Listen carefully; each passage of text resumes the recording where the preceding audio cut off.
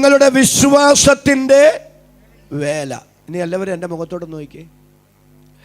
എന്താ ഈ വിശ്വാസത്തിൻ്റെ വേല നിമിത്തം അവരെ ഓർത്ത് പൗലോസ് സ്തോത്രം ചെയ്യുന്നു എന്ന് പറഞ്ഞാൽ അർത്ഥമാക്കുന്നത്, വിശ്വാസത്തിൻ്റെ വേല എന്ന് പറയുമ്പോൾ നമ്മൾ വിചാരിക്കുന്നത് ഒരാൾ പോലും ഇല്ലാത്തൊരു സ്ഥലത്ത് മക്കളുമൊക്കെയായിട്ട് ചെന്ന് സുവിശേഷ പ്രവർത്തനം ആരംഭിച്ചു, എങ്ങനെ മക്കളെ പുലർത്തും എന്നെത്തും പിടിയുമില്ല, ആരോരുമില്ലാത്തൊരു സ്ഥലത്ത് ഒരു പുതിയ പ്രവർത്തനം തുടങ്ങുന്നതിനെ സംബന്ധിച്ച് നമ്മൾ കൊടുക്കുന്ന വിശേഷണമാണ് വിശ്വാസത്തിൻ്റെ വേല.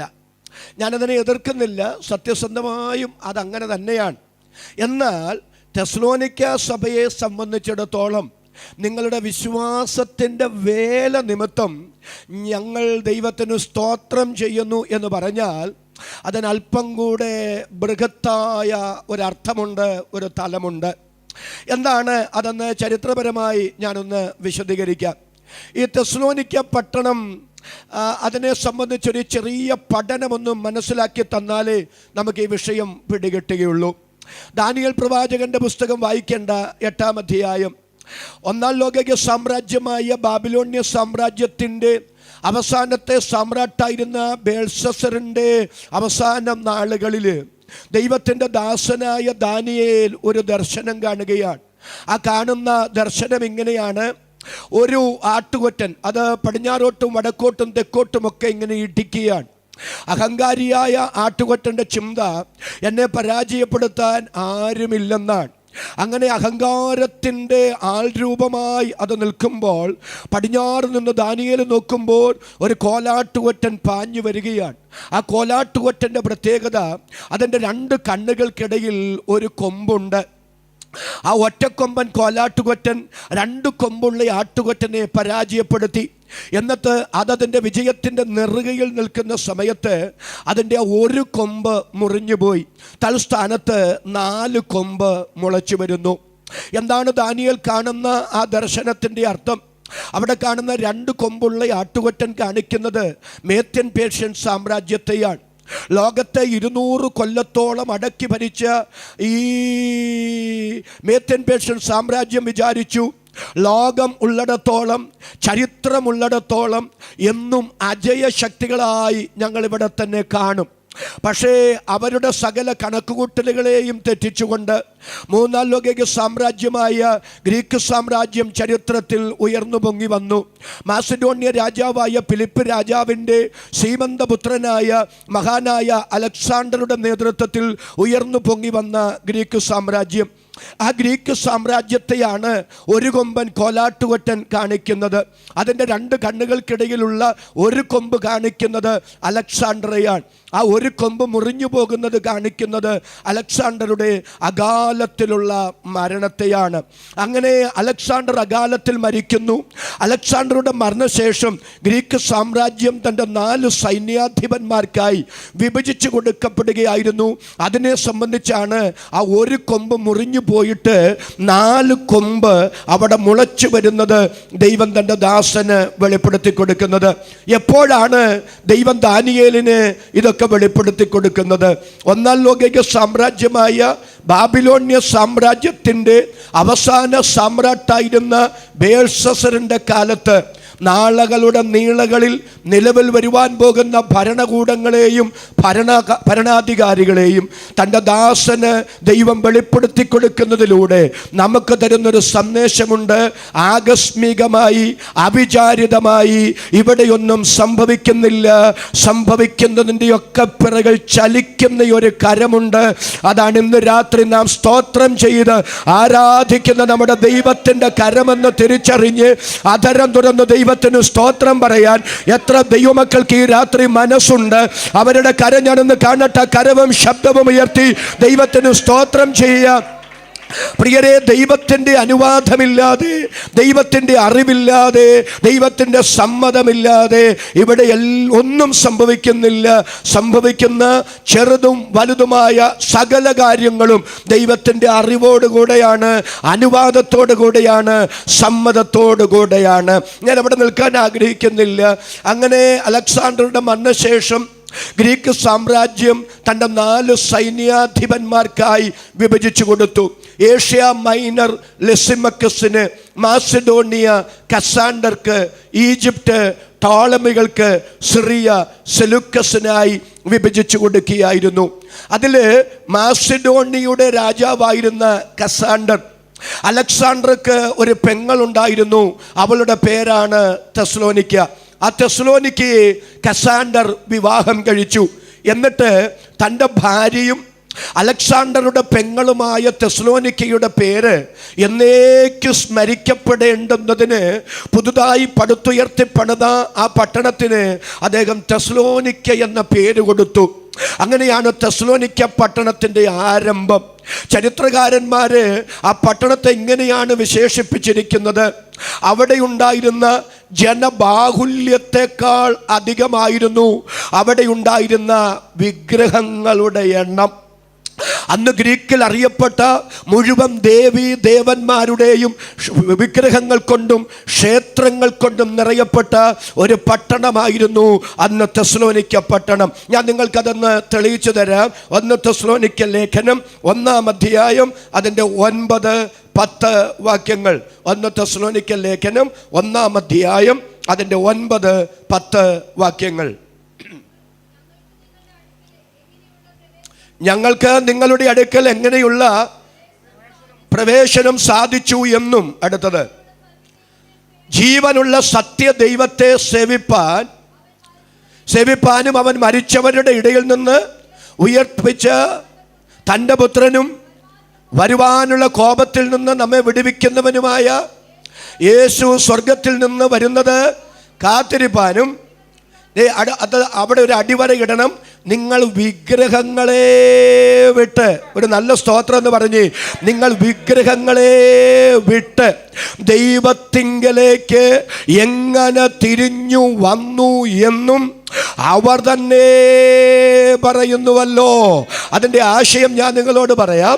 തെസ്സലോനിക്കയിൽ ഒരു സഭ സ്ഥാപിതമായപ്പോൾ അവിടെ കുറെ പേർ കർത്താവിനെ ആരാധിക്കാൻ ഇറങ്ങിത്തിരിച്ചപ്പോൾ കേട്ടവർ ആശ്ചര്യ പരതന്ത്രരായി ചോദിക്കുന്നു, അതെങ്ങനെ സംഭവിച്ചു? കാരണം മാനുഷികമായി നോക്കിയാൽ ഒരു സഭ അവിടെ ഉടലെടുക്കാൻ യാതൊരു സാധ്യതയും ഉണ്ടായിരുന്നില്ല. മാനുഷികമായി അത് അസാധ്യമായിരുന്നു. അത്ര ഭയാനകമായിരുന്നു. അവരെ സ്വാധീനിച്ചിരുന്ന മതത്തിൻ്റെ സ്വാധീനങ്ങൾ അത്ര ഉഗ്രമായിരുന്നു. അവിടെ കുടിയിരുന്ന പൈശാചിക ശക്തികൾ, അവരെ ബന്ധിച്ചിരുന്ന മതത്തിൻ്റെ ബന്ധനങ്ങൾ.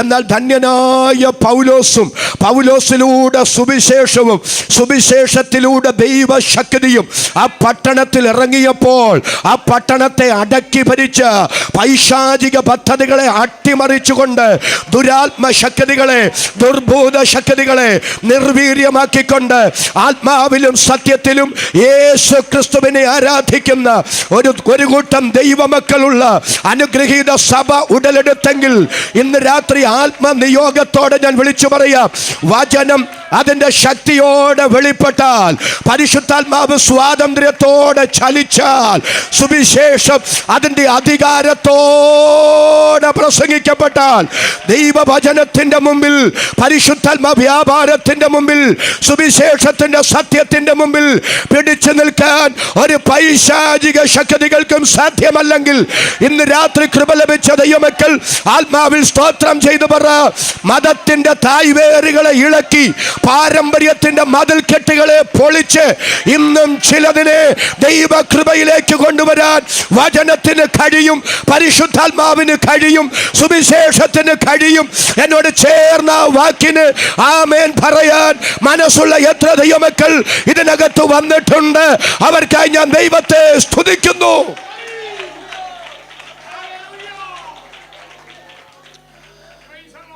ഒറ്റയ്ക്കൊക്കെ രക്ഷിക്കപ്പെട്ടവരുണ്ടോ?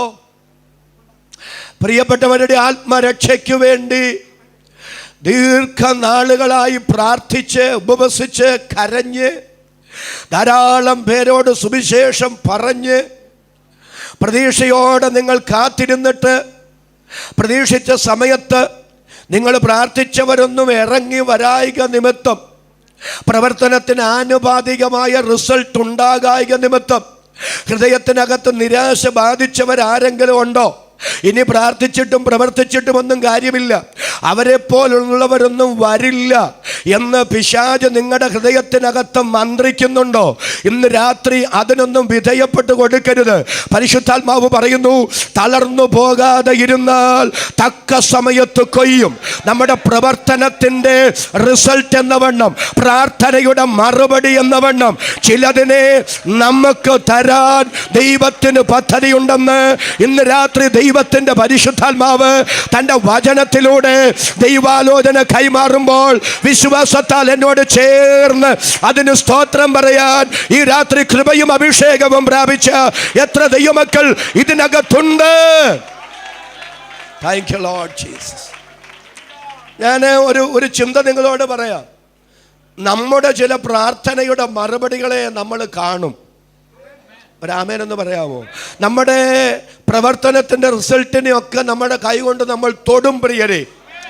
ഈ യെരൂശലേമിൽ നിന്ന് വാഹനമൃഗത്തിൻ്റെ പുറത്ത് കയറി ശൗലും അനുചരന്മാരും കൂടെ ദമസ്കോസിലുള്ള ദൈവമക്കളെ പിടിച്ചുകെട്ടാൻ ചെല്ലുകയാണ്. അങ്ങനെ ദമസ്കോസിനോട് സമീപിക്കുമ്പോൾ നട്ടുച്ചയ്ക്ക് ആകാശത്ത് കത്തിപ്പടരുന്ന സൂര്യപ്രഭയെ വെല്ലുന്നൊരു പ്രകാശം അദ്ദേഹത്തിൻ്റെ മുഖത്ത് വന്നടിച്ചു. വാഹന മൃഗത്തിൻ്റെ പുറത്തു നിന്ന് ശൗല് താഴെ വീണു. കൂടെ ഉണ്ടായിരുന്നവർ കൈപിടിച്ച് ഒരു വീട്ടിൽ കൊണ്ട് അദ്ദേഹത്തെ ആക്കി. ആ സമയത്ത് ദമസ്കോസിൽ ഒരു ക്രിസ്തു ശിഷ്യനുണ്ട്. അദ്ദേഹത്തിൻ്റെ പേര് അനന്യാസ് എന്നാണ്. അനന്യാസ് പ്രാർത്ഥിച്ചു കൊണ്ടിരിക്കുമ്പോൾ ദർശനത്തിൽ കർത്താവ് അനന്യാസിനോട് പറയുന്നു, അനന്യാസേ, നീ നേർവീതി എന്ന സ്ഥലത്ത് യൂദായുടെ വീട്ടിൽ വരെ ഒന്ന് പോകണം.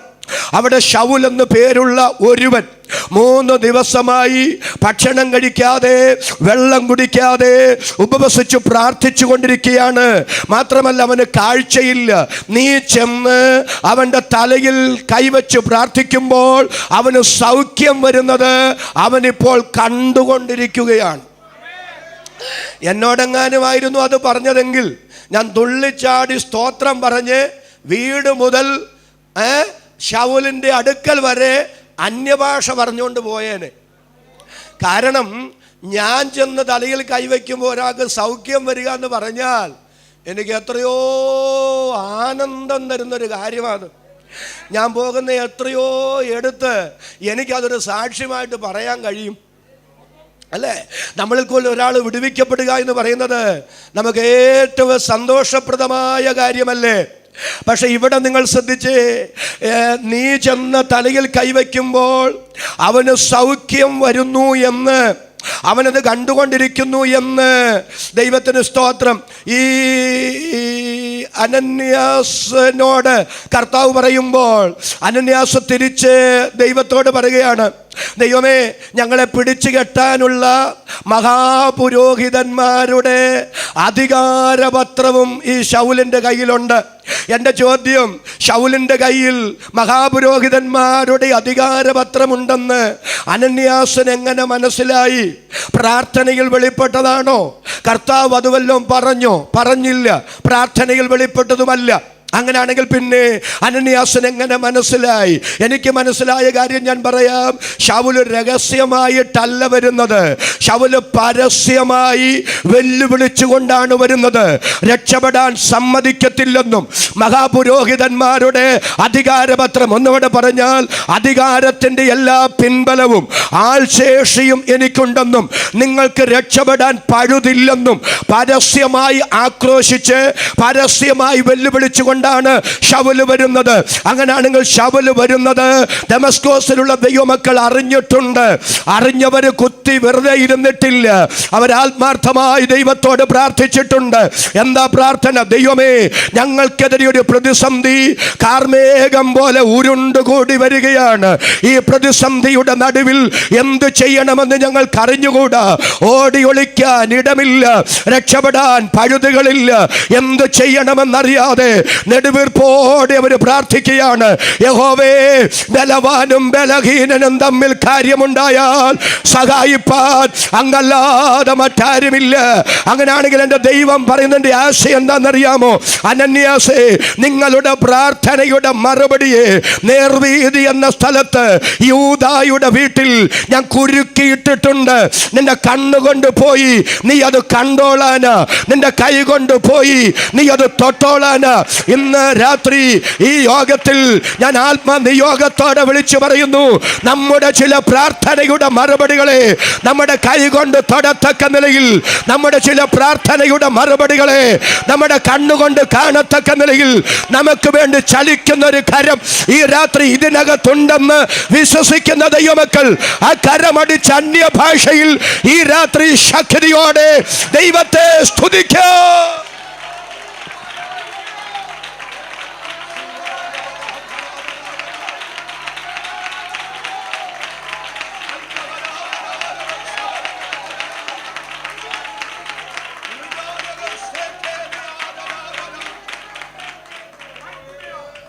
വിഷയത്തിലേക്ക് നമുക്ക് മടങ്ങി വരാം. അപ്പൊ ഇതുപോലെ അന്ധവിശ്വാസങ്ങൾ കൊണ്ടും അനാചാരങ്ങൾ കൊണ്ടും വിഗ്രഹാരാധന കൊണ്ടും നിറയപ്പെട്ടൊരു പട്ടണം. ആ പട്ടണത്തിലേക്ക് സുവിശേഷവുമായി ശ്ലീഹ കടന്നു ചെല്ലുകയാണ്. അങ്ങനെ സുവിശേഷത്തിൻ്റെ സത്യം ഇവർ കേട്ടപ്പോൾ ഇറങ്ങി വന്നത് അനുകൂല സാഹചര്യത്തിലായിരുന്നില്ല. അതിൻ്റെ 1-ാം അധ്യായം 1 തെസ്സലോനിക്ക ലേഖനം 1-ാം അധ്യായം 6-ാമത്തെ വാക്യം.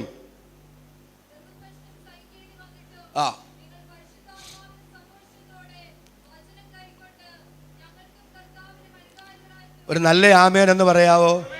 ബഹു കഷ്ടം സഹിക്കേണ്ടി വന്നിട്ടും നിങ്ങൾ പരിശുദ്ധാത്മാവിൻ്റെ സന്തോഷത്തോടെ വചനം കൈക്കൊണ്ടു ഞങ്ങൾക്കും കർത്താവിനും അനുകാരികളായി തീർന്നു. ഇനി എല്ലാവരും എന്നെ ഒന്ന് ശ്രദ്ധിക്കണം, ശാന്തമായിട്ട് ഞാനൊന്ന് പറയാം. റാന്നിയിലുള്ള ഏതൊരു പെന്തക്കോസ്ത് സഭയിലേക്കും ഒരു കുടുംബം വരുന്നത് ഒരു വലിയ അത്ഭുതമല്ല. ഒരു നല്ല ആമേൻ എന്നോട് ചേർന്നൊന്ന് പറയുന്നേ, പെടങ്ങല്ലേ, ഒരു കാര്യം ഒന്ന് പറയാനാ. അതാണ് അങ്ങനെ പറയാൻ കാരണം, ബഹുമാന്യനായ PC ചെറിയാൻ പാസ്റ്റർക്ക് ഇവിടെ അനുഗ്രഹിക്കപ്പെട്ടൊരു സഭ ദൈവം കൊടുത്തിട്ടുണ്ട്. ഇവിടേക്ക് ഒരു കുടുംബം വരുമ്പോൾ അവർക്കത് സന്തോഷം മാത്രമേ ഉള്ളൂ. കാരണം അവരുടെ ഒരു ആവശ്യത്തിന് ഓടിച്ചെല്ലാൻ ഇവിടെ കുറച്ച് പേരുണ്ട്. ഇവിടെ നല്ല ആമേനെന്ന് പറഞ്ഞു. എന്നാൽ തെസ്സലോനിക്ക പട്ടണത്തെ നിങ്ങൾ അങ്ങനെ എടുക്കരുത്. ഇതിനു മുമ്പ് ഇങ്ങനെ ഒരു കർത്താവിനെ കുറിച്ചോ, ഹലോ, ഇങ്ങനെ ഒരു വിശ്വാസത്തെ സംബന്ധിച്ചോ അവര് കേട്ടിട്ടില്ലെന്ന് മാത്രമല്ല, കേൾവി പോലുമില്ല. അങ്ങനെയുള്ളൊരു സ്ഥലത്തേക്ക് ശ്ലീഹ ദൈവവചനവുമായി ചെന്ന് ആ ദൈവവചനം കേട്ടപ്പോൾ അവർ ഈ പുതിയ സത്യത്തിലേക്ക് ഇറങ്ങി വരുമ്പോൾ ഒത്തിരി ചോദ്യങ്ങൾ അവരുടെ മുൻപിലുണ്ടായിരുന്നു. മക്കളുടെ വിവാഹം, മക്കളുടെ ഭാവി, മരിച്ചാൽ എവിടെ കുഴിച്ചിടും, ഒത്തിരി പ്രതിസന്ധികൾ അവരുടെ മുമ്പിൽ ചോദ്യചിഹ്നമായിട്ടുണ്ടായിരുന്നു. പൗലോസ് ഇവിടെ പറയുകയാണ്, കഷ്ടം. എത്ര പേർക്ക് ഒരു നല്ല ആമേൻ പറയാൻ കഴിയും? ബേഹോ കഷ്ടം സഹിക്കേണ്ടി വന്നിട്ടോ. അല്പം കൂടെ ഞാനത് വ്യക്തമാക്കാം. 2-ാം അധ്യായം ഒന്ന് എടുത്ത്, അത് അവസാനം പറയാൻ ഉദ്ദേശിച്ചതാ, എന്നാൽ ഒന്ന് വിശദീകരിച്ചേക്കാം. അതിൻ്റെ 14-ഉം 15-ഉം 2-ാം അധ്യായത്തിൻ്റെ 14-15 വാക്യങ്ങൾ. സഹോദരന്മാരെ, യഹൂദയിൽ ക്രിസ്തുയേശുവിലുള്ള ദൈവസഭകൾക്ക് നിങ്ങൾ അനുകാരികളായി തീർന്നു. അവർ യഹൂദരാൽ അനുഭവിച്ചത് തന്നെ നിങ്ങളും സ്വജാതിക്കാരാൽ അനുഭവിച്ചുവല്ലോ. അടുത്തത് മതി. എല്ലാവരും എൻ്റെ മുഖത്തോടെ നോക്കണം, ശ്രദ്ധിക്കണം. സഹോദരന്മാരെ, യഹൂദയിലുള്ള ക്രിസ്തുയേശുവിൽ യഹൂദയിലുള്ള ദൈവസഭകൾക്ക് നിങ്ങൾ അനുകാരികളായി തീർന്നു. അവർ യഹൂദന്മാരാൽ അനുഭവിച്ചതു തന്നെ നിങ്ങളും സ്വജാതിക്കാരാൽ അനുഭവിച്ചുവല്ലോ. എന്തോ മനസ്സിലായി? ഒന്നും മനസ്സിലായില്ലെന്ന് നിങ്ങളുടെ മുഖം കണ്ടപ്പോൾ എനിക്ക് മനസ്സിലായി. അതുകൊണ്ട് ഞാനതൊന്ന് ശാന്തമായിട്ട് വ്യക്തമാക്കാം. 1-ാം നൂറ്റാണ്ടിലെ സഭ, പ്രത്യേകിച്ച് പ്രാരംഭ സഭ, ആ സഭകളെല്ലാം യഹൂദ പശ്ചാത്തലത്തിൽ നിന്ന് വിശ്വാസത്തിലേക്ക് വന്നവരെ കൊണ്ട് നിറയപ്പെട്ട സഭകളായിരുന്നു. അപ്പോസ്തലന്മാർ മഹാഭൂരിപക്ഷവും വചനം പ്രസംഗിച്ചത് യഹൂദ പശ്ചാത്തലത്തിലുള്ള എബ്രായ വിശ്വാസികളോടായിരുന്നു. അങ്ങനെ അവരെ കൊണ്ട് നിറയപ്പെട്ട സഭ. അവിടുന്ന് ശേഷം ജാതികളിലേക്ക്, വിശേഷ ജാതികളുടെ അപ്പോസ്തലൻ എന്ന നിലയിൽ പൗലോസിനെയാണ് ദൈവം ഉപയോഗിച്ചത്. കൊർന്നല്യോസിന്റെ വീട്ടിൽ പത്രോസ് ഉപയോഗിക്കപ്പെട്ടു. ശമരിയയിലെ ഉണർവിന് ഫിലിപ്പോസ് ഉപയോഗിക്കപ്പെട്ടു. അന്ത്യോക്യയിലെ സഭയാണ് ജാതികളുടെ ഇടയിലുള്ള ആദ്യത്തെ സഭ. അവിടേക്കൊന്നും പോകാൻ ഞാൻ ആഗ്രഹിക്കുന്നില്ല.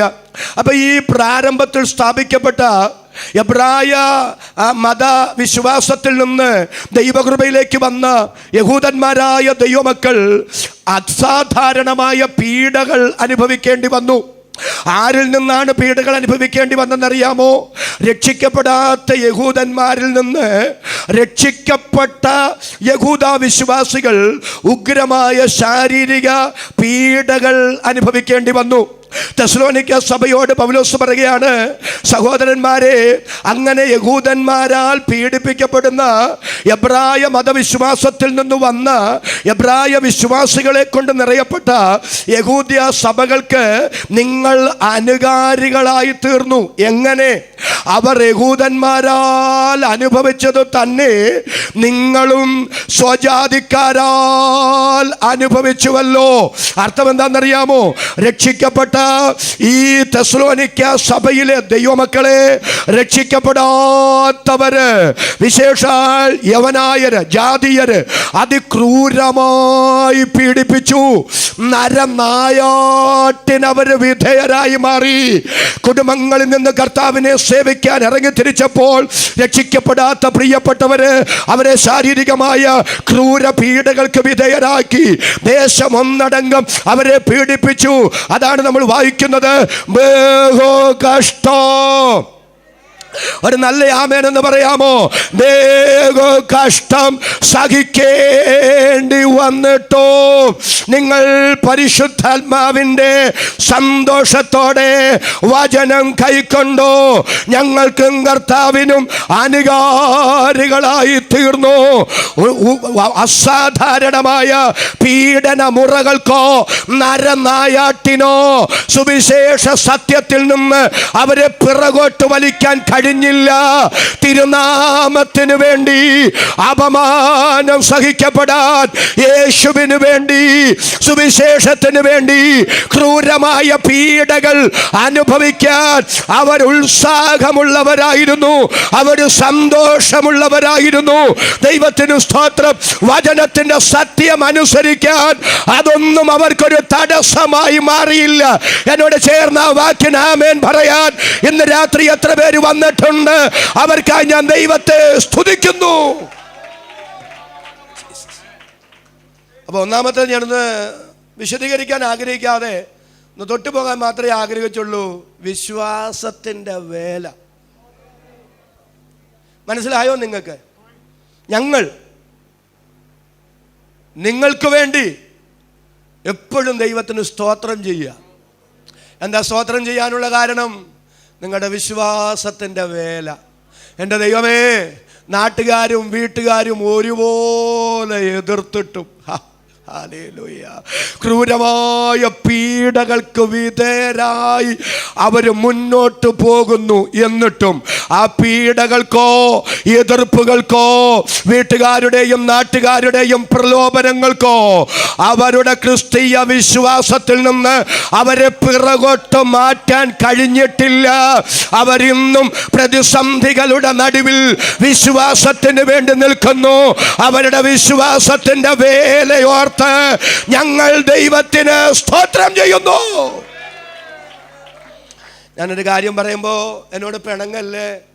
സാഹചര്യങ്ങളെല്ലാം അനുകൂലമായിരിക്കുമ്പോൾ തുള്ളിച്ചാടാനും സ്തോത്രം പറയാനും ഒക്കെ എളുപ്പമാണ്. എടാ, ഇത്രയൊക്കെ സാഹചര്യം അനുകൂലമായിരുന്നിട്ടും ഒരു സ്തോത്രം പറയണമെങ്കിൽ എന്ത് സമ്മർദ്ദം ചെലുത്തണം? ഒരു യോഗത്തിന് വരണമെങ്കിൽ അല്ലേ എന്ത് പ്രയാസ. എന്നോട് പിണങ്ങരുത് കേട്ടോ. അതുകൊണ്ട് എന്താ സംഭവിക്കുന്നറിയാവോ? യോഗത്തിന് വരാനും യോഗം കേട്ട് കൈയടിക്കാനും നമ്മൾ എന്തെല്ലാം സൂത്രങ്ങളാണ് പ്രയോഗിക്കുന്നത്. എന്നോട് പിണങ്ങുമോ നിങ്ങൾ? ഈ ഒറ്റമൂലിയൊന്നും ദൈവമുമ്പാകെ ചെലവാകില്ല.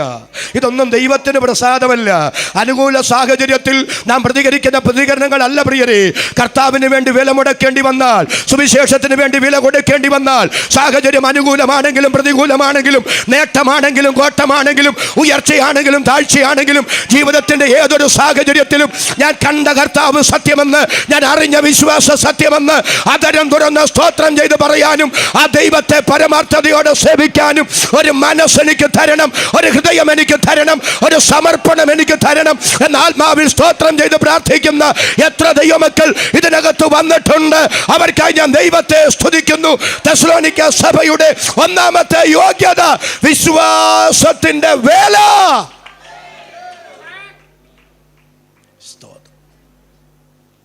രണ്ടാമത്തേത് ഞാൻ അല്പസമയം ഒന്ന് വിശദീകരിക്കാൻ ആഗ്രഹിക്കുന്നു. ഒന്ന്, വിശ്വാസത്തിൻ്റെ വേല. രണ്ട്, സ്നേഹ പ്രയത്നം. എന്താ ഈ സ്നേഹപ്രയത്നം എന്ന് പറഞ്ഞാൽ? തെസ്സലോനിക്ക സഭയിലെ ദൈവമക്കളെ ഓർത്ത്, ആ സഭയെ ഓർത്ത് അപ്പോസ്തലൻ പൗലോസ് സഹപ്രവർത്തകരായ തീത്തോസും ശീലാസും ദൈവത്തിന് സ്തോത്രം പറയുക. ദൈവമേ, അവരുടെ വിശ്വാസത്തിൻ്റെ വേലയ്ക്കായി സ്തോത്രം. എതിർപ്പുകളെ അവഗണിച്ചും ഒറ്റപ്പെടുത്തലുകളെ കാര്യമാക്കാതെയും സുവിശേഷത്തിൻ്റെ സത്യം അനുസരിച്ച് അവരിറങ്ങി വന്നല്ലോ. ഇന്നും പോരാട്ടങ്ങളുടെ നടുവിൽ അവരറിഞ്ഞ സത്യത്തിന് വേണ്ടി നിൽക്കുന്നല്ലോ. അവരുടെ വിശ്വാസത്തിൻ്റെ പ്രവൃത്തിക്കായി, അവരുടെ ആധികാരിക വിശ്വാസത്തിനായി ഞങ്ങൾ അവരെ ഓർത്ത് ദൈവത്തിന് സ്തോത്രം ചെയ്യുന്നു. രണ്ടാമത്തേതാണ് സ്നേഹപ്രയത്നം. എന്താ ഈ സ്നേഹപ്രയത്നം എന്ന് പറഞ്ഞാൽ? കേവലം ഒരു കാര്യം ചെയ്തു തീർക്കുക എന്നതിനപ്പുറത്ത് ആ ദൗത്യപൂർത്തീകരണത്തിന് തടസ്സമായി എന്തെല്ലാം പ്രതിസന്ധികളുണ്ടായാലും ആ പ്രതിസന്ധികളെ കാര്യമാക്കാതെ ആർക്കാണ്ടും വേണ്ടിയെന്ന് ചിന്തിച്ചു ചെയ്യാതെ, ദൈവത്തിന് സ്തോത്രം, ദൗത്യം കൈമാറിയ ആളോടുള്ള സ്നേഹം കൊണ്ടും ഉത്തരവാദിത്വം കൊണ്ടും കാര്യങ്ങൾ ചെയ്തു തീർക്കുന്നതിന് പറയുന്ന പേരാണ് സ്നേഹപ്രയത്നം. ഇന്ന് രാത്രി അതെനിക്ക് തരണമെന്ന് ഹൃദയംഗമമായി ദൈവത്തോട് പ്രാർത്ഥിക്കുന്ന എത്ര ദൈവമക്കൾ ഇവിടെ വന്നിട്ടുണ്ട്. അവരെ ഓർത്ത് ഞാൻ ദൈവത്തെ സ്തുതിക്കുന്നു.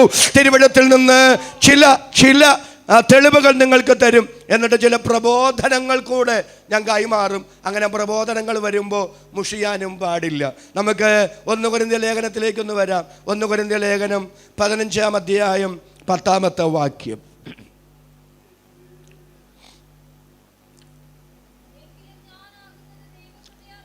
അടുത്തത് അവരെല്ലാവരെക്കാളും ഞാൻ അത്യന്തം അധ്വാനിച്ചിരിക്കുന്നു. മതി മതി മതി മതി എന്നെ പിന്നണി വ്യക്താക്കാം. എല്ലാവരും ശ്രദ്ധിച്ച് എൻ്റെ മുഖത്തോടെ നോക്കി. അവരെല്ലാവരെക്കാൾ ഞാൻ അത്യന്തം അധ്വാനിച്ചിരിക്കുന്നു. ആരാ പറയുന്നത്? പറ. നിങ്ങൾക്ക് തന്നെ ഒരു മടി പോലെ പറയാൻ. ആരാ പറയുന്നേ? പൗലോസ് അപ്പോസ്തലനാ പറയുന്നേ. എന്താ പറയുന്നേ? അവരെല്ലാവരെക്കാൾ ഞാൻ അത്യന്തം അധ്വാനിച്ചിരിക്കുന്നു. ആരെല്ലാവരെക്കാളാ ഇവിടെ ഞാൻ അത്യന്തം അധ്വാനിച്ചിരിക്കുന്നു എന്ന് പൗലോസ് പറയുന്നത്? അതറിയണമെങ്കിൽ 1 കൊരിന്ത്യർ ലേഖനം 15-ാം അധ്യായം പൗലോസ് എഴുതാനുള്ള പശ്ചാത്തലം അറിയണം. അത് പറഞ്ഞിട്ട് വായിക്കാം. ഒന്ന് ശ്രദ്ധിച്ചു കേട്ടോ. 1 കൊരിന്ത്യർ ലേഖനം 15-ാം അധ്യായം പൗലോസ് എഴുതാനൊരു കാരണമുണ്ട്. കൊരിന്ത്യ സഭയിലുള്ള ദൈവമക്കൾ അവർ ചിലര് മനുഷ്യരുടെ ഉയർപ്പ്, യേശുക്രിസ്തുവിൻ്റെ മടങ്ങി വരവ്, മരിച്ചവരുടെ പുനരുദ്ധാനം എന്ന വിഷയത്തെ സംബന്ധിച്ച് ആശയക്കുഴപ്പമുള്ളവരായിരുന്നു. അല്പം കൂടെ കടന്നു പറഞ്ഞാൽ രക്ഷിക്കപ്പെട്ടെന്നും ദൈവമക്കളാണെന്നും പറയുന്ന സഭയിലെ അംഗങ്ങൾ പോലും ചിലരെങ്കിലും അത് വിശ്വസിച്ചിരുന്നില്ല. നിങ്ങൾക്ക് എന്നോട് സങ്കടം വല്ലതും തോന്നുന്നുണ്ടോ? തെളിവ് തരാം. 15-ാം അധ്യായം 12-ാമത്തെ വാക്യം എടുത്തേ. 1 കൊരിന്ത്യർ ലേഖനം 15-ാം അധ്യായം 12-ാമത്തെ വാക്യം.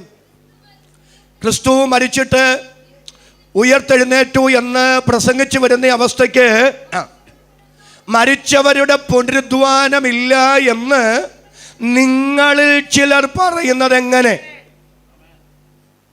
എല്ലാവരും എൻ്റെ മുഖത്തോട് നോക്കി ഒന്നുകൂടെ ശ്രദ്ധിച്ച് കേട്ടെ. ഇടയ്ക്കിടയ്ക്ക് മുഖത്ത് നോക്കാൻ പറയുന്നത് നിങ്ങൾക്ക് ഞാൻ പറയുന്നതൊന്ന് ഗ്രഹിപ്പിച്ചു തരണ്ടേ, അതുകൊണ്ടാണ് കേട്ടോ. കാരണം നമുക്ക് സഭയ്ക്കകത്തുള്ള യോഗമല്ലേ. ക്രിസ്തു മരിച്ചിട്ട് ഉയർത്തെഴുന്നേറ്റു എന്ന് പ്രസംഗിച്ചു വരുന്ന അവസ്ഥയ്ക്ക് മരിച്ചവരുടെ പുനരുദ്ധാനമില്ല എന്ന് നാട്ടുകാർ ചിലർ പറയുന്നത് എങ്ങനെയെന്നല്ല, നിങ്ങളിൽ ചിലർ പറയുക. സഭയ്ക്കകത്ത് വരുന്നുണ്ടോ എന്ന് ചോദിച്ചാൽ വരുന്നുണ്ട്. കൂട്ടായ്മയിലുണ്ടോ എന്ന് ചോദിച്ചാൽ ഉണ്ട്. പക്ഷെ നിത്യതയെക്കുറിച്ച് വല്ല വിശ്വാസവും ഉണ്ടോ എന്ന് ചോദിച്ചാൽ ഇല്ല. ഇങ്ങനത്തെ ഒത്തിരി പേര് ഇന്നും ഉണ്ട്. ഒരു നല്ല ആമേനൊന്ന് പറ. എൻ്റെ സഹോദരങ്ങളെ, നിത്യതയെക്കുറിച്ച് വെളിപ്പാടില്ലാതെ, പുനരുദ്ധാനത്തെക്കുറിച്ചുള്ള പ്രത്യാശയില്ലാതെ വെറും യാന്ത്രികമായി ജീവിക്കുന്ന ഒത്തിരി പേര് നമ്മുടെ ഇടയിലും എങ്ങനെയൊക്കെയോ നുഴഞ്ഞ് കയറി വന്ന് ഈ വിശ്വാസത്തിൻ്റെ ആധികാരികതയെയും ഇതിൻ്റെ പവിത്രതയെയും നശിപ്പിച്ചു കൊണ്ടിരിക്കുകയാണ്. ഇന്ന് രാത്രി ഞാൻ വിനയത്തോടെ വിളിച്ചു പറയുകയാണ്, ക്രിസ്തീയ വിശ്വാസത്തിൻ്റെ മഹത്വം ചാകാൻ നേരം ഇട്ടേച്ചു പോകേണ്ടുന്ന ഭൗതിക നന്മകളുടെ അതിപ്രസരണമല്ല, അതിനപ്പുറത്ത് നമ്മെ നാമാക്കി മാറ്റുന്നത്, ക്രിസ്തീയ വിശ്വാസത്തെ വിശ്വാസമാക്കി മാറ്റുന്നത്, മണ്ണിൽ കണ്ണ് തിരുമി അടച്ചാൽ ചെല്ലുന്നത് എവിടെ എന്നുള്ള ഉറപ്പാണ്. ആ ഉറപ്പില്ലെങ്കിൽ, നിത്യതയെക്കുറിച്ചുള്ള പ്രതീക്ഷയില്ലെങ്കിൽ, പ്രത്യാശയില്ലെങ്കിൽ, ആ ബോധ്യമില്ലെങ്കിൽ നമ്മളും ലോകക്കാരും തമ്മിൽ വ്യത്യാസമില്ല. എന്നോട് ചേർന്ന വാക്കിന് ആമേൻ പറയാൻ ഈ രാത്രി എത്ര പേർക്ക് മനസ്സുണ്ട്?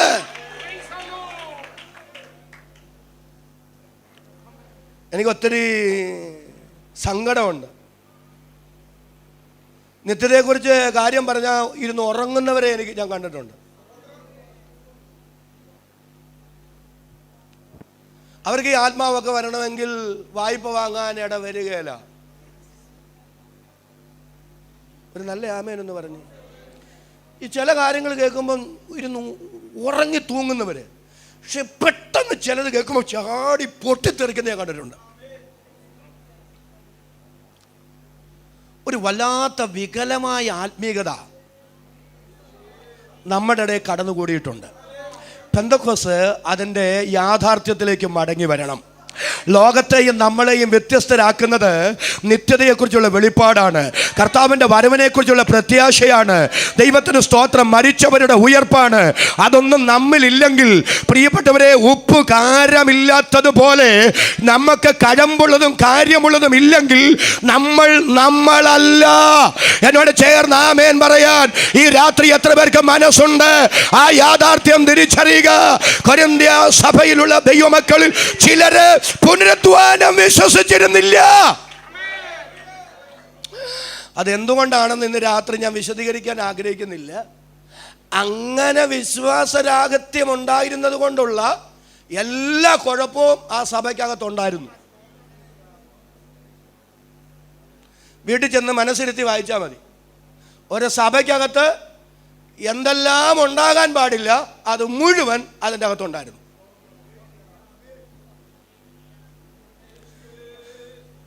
അപ്പൊ ഈ പുനരുദ്ധാനം ഉണ്ടെങ്കിൽ ജീവിതം ശരിയാക്കണ്ടേ? ഒരു നല്ല ആമേനെന്ന് പറഞ്ഞ്. അപ്പൊ അതൊന്നും ഇല്ലെന്നങ്ങ് കരുതാമെങ്കിൽ പിന്നെ എങ്ങനെയും ജീവിക്കാമല്ലോ.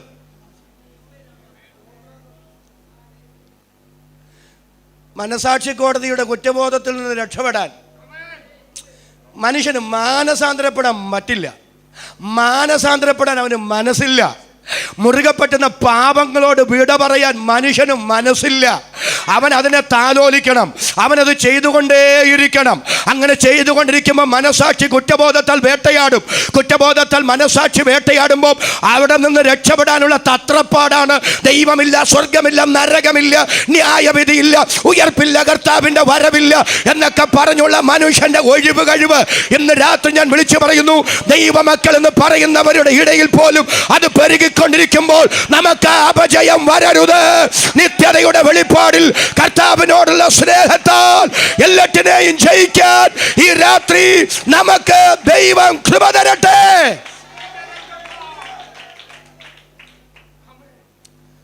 ഇനി ഞാൻ ആ ഭാഗത്തോട്ട് പോകുന്നില്ല, നമ്മുടെ വിഷയത്തിലേക്ക് തന്നെ മടങ്ങി വരാം. അപ്പൊ അവരെല്ലാവരേക്കാൾ ഞാൻ അത്യന്തം അധ്വാനിച്ചു എന്ന് പറഞ്ഞാൽ ആശയം, ഈ കൊരിന്ത്യ സഭയിൽ ഇങ്ങനെ ഉയർപ്പിനെ നിഷേധിക്കുന്ന നിത്യതയുടെ വെളിപ്പാട് കൈമോശം വന്ന ദൈവമക്കളെ അവരുടെ ആ തെറ്റായ ചിന്തയിൽ നിന്ന് യാഥാർത്ഥ്യത്തിലേക്ക് മടക്കിക്കൊണ്ടുവരാൻ വളരെ മനോഹരമായി ഉയർപ്പ് എന്ന വിഷയത്തെ ഒരു താത്വികനെ പോലെ പൗലോസ് അവതരിപ്പിച്ചിരിക്കുന്ന അധ്യായമാണ് 1 കൊരിന്ത്യ ലേഖനം 15-ാം അധ്യായം. ഒരു നല്ല ആമേൻ എന്ന് പറയും. അങ്ങനെ യേശുവിൻ്റെ എനിക്ക് ആ വാക്യമൊക്കെ വായിക്കും ഒത്തിരി സന്തോഷം തോന്നും. പൗലോസ് പറയാണ്, ആ വാക്യം നിങ്ങൾ കണ്ടോ? 12-ാമത്തെ വാക്യം വായിക്കണ്ട, ധൃതിയൊന്നും വെക്കണ്ട, ശാന്തോടൊന്ന് കേട്ടാൽ മതി. ഞങ്ങൾ പ്രസംഗിക്കുന്നത് എന്നാ? യേശു ക്രിസ്തു ഉയർത്തെഴുന്നേറ്റു എന്ന് പ്രസംഗിച്ച് വരുന്ന അവസ്ഥയ്ക്ക് അല്ലേ, മരിച്ചവരുടെ ഉയർപ്പില്ലെന്ന് നിങ്ങൾക്ക് എങ്ങനെ പറയാൻ കഴിയും? അപ്പൊ ഈ മരിച്ചവർ ഉയർക്കാതിരിക്കണമെങ്കിൽ യേശു ഉയർക്കാതിരിക്കണം. പൗലോസ് സമർത്ഥിക്കുന്നുണ്ടോ? യേശു ഉയർത്തിട്ടില്ലെങ്കിൽ മരിച്ചവർ ഉയർക്കുകയില്ല. അപ്പൊ യേശു ഉയർത്തത് സത്യമാണെങ്കിൽ ഒരു നല്ല ആമേൻ എന്ന് പറഞ്ഞ് മരിച്ചവർ ഉയർക്കും. അപ്പൊ 1 കൊരിന്ത്യ ലേഖനത്തിന്റെ പ്രാരംഭ ഭാഗങ്ങൾ പൗലോസ് സമർത്ഥിക്കുന്നത് യേശു ഉയർത്തോ എന്നുള്ളതാണ്. യേശു ഉയർത്തോ, അത് തെളിയിച്ചാൽ മാത്രമല്ലേ ബാക്കി കാര്യത്തിന് പ്രസക്തിയുള്ളൂ.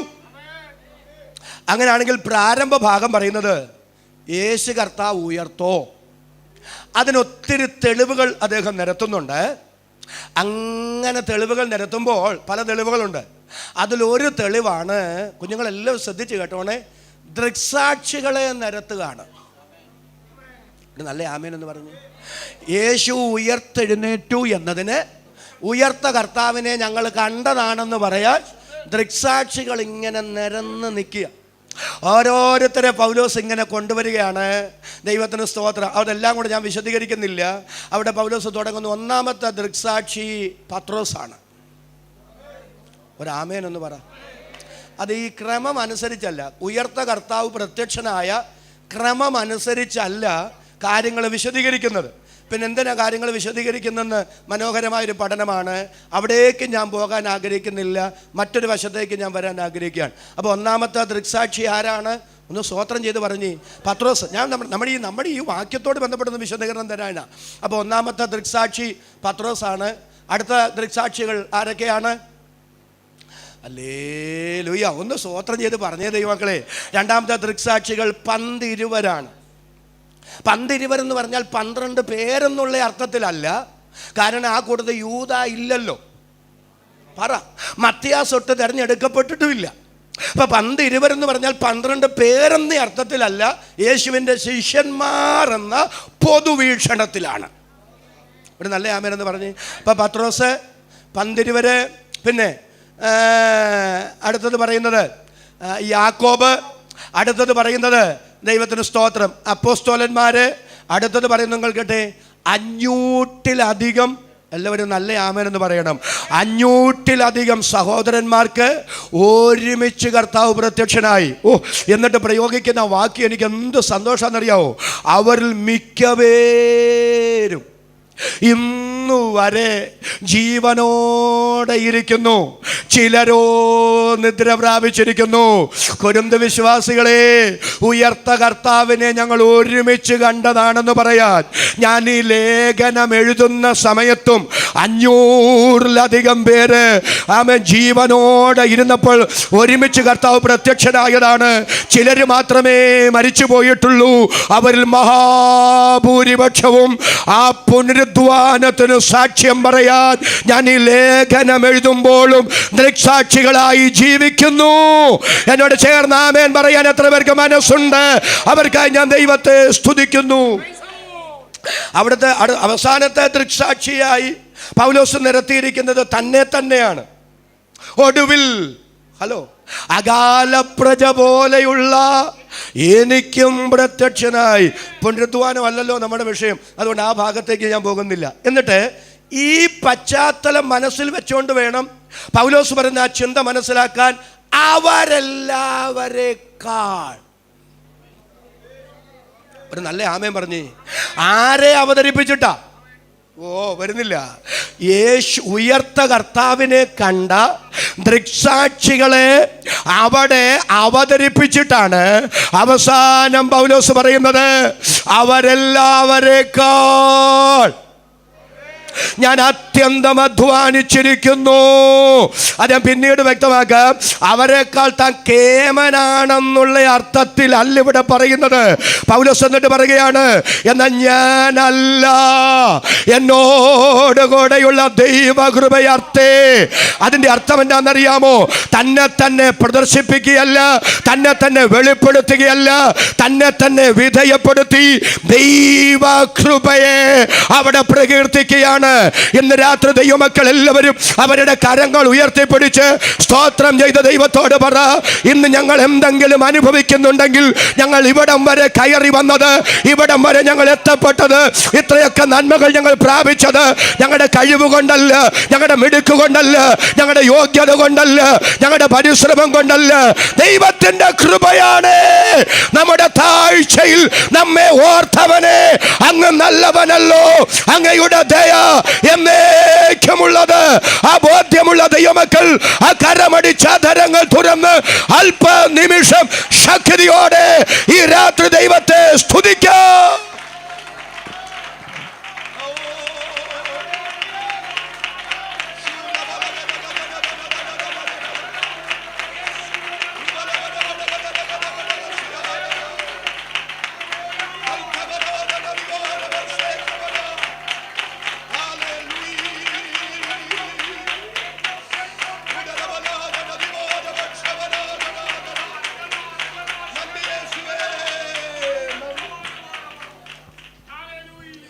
അതോടെ നിൽക്കട്ടെ. അവരെല്ലാവരേക്കാൾ സ്തോത്രം പറയാവോ? ഞാൻ അധികം അധ്വാനിച്ചു. ഇന്ന് രാത്രി എൻ്റെ ചോദ്യം പൗലോസേ, ഒന്നുകൂടെ പറയാം കേട്ടോ.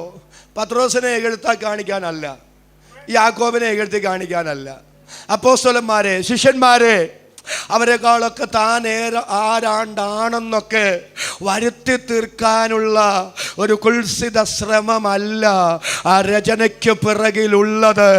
ഒരു കാര്യം പൗലോസ് പറയുകയാണ്, അവരെല്ലാവരേക്കാൾ ഞാൻ അത്യന്തം അധ്വാനിച്ചിരിക്കുകയാണ്. ഇന്ന് രാത്രി എൻ്റെ ചോദ്യം പൗലോസേ, മറ്റെല്ലാവരേക്കാൾ കർത്താവിന് വേണ്ടി അധികം അധ്വാനിക്കാൻ അങ്ങയെ പ്രേരിപ്പിക്കുന്ന പ്രേരക ശക്തി എന്താ? 2 കൊരിന്ത്യർ ലേഖനത്തിലേക്കൊന്ന് വരാമോ? 2 കൊരിന്ത്യർ ലേഖനം 5-ാം അധ്യായം അതിൻ്റെ 14-ാമത്തെ വാക്യം. 2 കൊരിന്ത്യർ ലേഖനം 5-ാം അധ്യായം 14-ാമത്തെ വാക്യം. ക്രിസ്തുവിൻ്റെ സ്നേഹം, എല്ലാവരും ആദരങ്ങൾ തുറന്ന് ഒരുമിച്ചൊന്ന് പറയാമോ? ക്രിസ്തുവിൻ്റെ സ്നേഹം ഞങ്ങളെ നിർബന്ധിക്കുന്നു. അവരെല്ലാവരേക്കാൾ ഞാൻ അത്യന്തം അധ്വാനിച്ചിരിക്കുന്നു എന്ന് പറയുമ്പോൾ, ഞാൻ അധ്വാനിക്കുന്നത്, ഞാൻ പ്രസംഗിക്കുന്നത്, ഞാൻ കർത്താവിന് വേണ്ടി എന്തെങ്കിലും ചെയ്യുന്നത് ആരെയെങ്കിലും കാണിക്കാനല്ല, ആരെയെങ്കിലും തോപ്പിക്കാനല്ല, അവരെക്കാൾ മിടുക്കനാണെന്ന് വരുത്തി തീർക്കാനുമല്ല. ക്രിസ്തുവിൻ്റെ സ്നേഹം. എത്ര പേർക്ക് എന്നോട് ചേർന്ന് ആധാരം തുറന്ന് ഇന്ന് രാത്രി നന്ദി പറയാൻ കഴിയും? ക്രിസ്തുവിൻ്റെ സ്നേഹം ഞങ്ങളെ നിർബന്ധിക്കുന്നു. അവരെക്കാൾ അധികം കർത്താവിന് വേണ്ടി അധ്വാനിക്കാൻ, ഉറക്കളയ്ക്കാൻ, പ്രസംഗിക്കാൻ, യാത്ര ചെയ്യാൻ എന്നെ പ്രേരിപ്പിക്കുന്ന പ്രേരക ശക്തി എന്റെ കർത്താവിനോടുള്ള എന്റെ സ്നേഹമാണ്. പ്രിയരേ, സ്നേഹപ്രയത്നത്തിന് മനോഹരമായൊരു ഉദാഹരണത്തെ ഇന്ന് രാത്രി നിങ്ങളുടെ മനസ്സിലേക്ക് കൊണ്ടുവന്ന് ഒന്ന് രണ്ട് ആശയങ്ങൾ കൂടെ പറഞ്ഞ് ഞാൻ അവസാനിപ്പിക്കും. എബ്രായ ലേഖനത്തിലേക്ക് നമുക്കൊന്ന് വരാം. എബ്രായ ലേഖനം 12-ാം അധ്യായം അതിൻ്റെ 2-ാമത്തെ വാക്യം.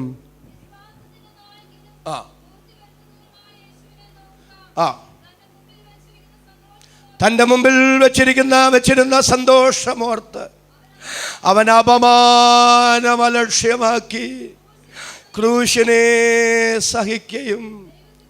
മതി, കരങ്ങൾ ഉയർത്തിയൊരു നല്ല ആമേനെന്ന് പറഞ്ഞ് എന്നിട്ട് ശ്രദ്ധിച്ച് നിങ്ങളൊന്ന് കേട്ടേ. ഇത് തൻ്റെ മുമ്പിൽ വെച്ചിരുന്ന സന്തോഷമോർത്ത് ഹല്ലേലൂയ അപമാനം അലക്ഷ്യമാക്കി. സ്തോത്രം എന്ന് പറയാവോ? ക്രൂശിനെ സഹിച്ചു.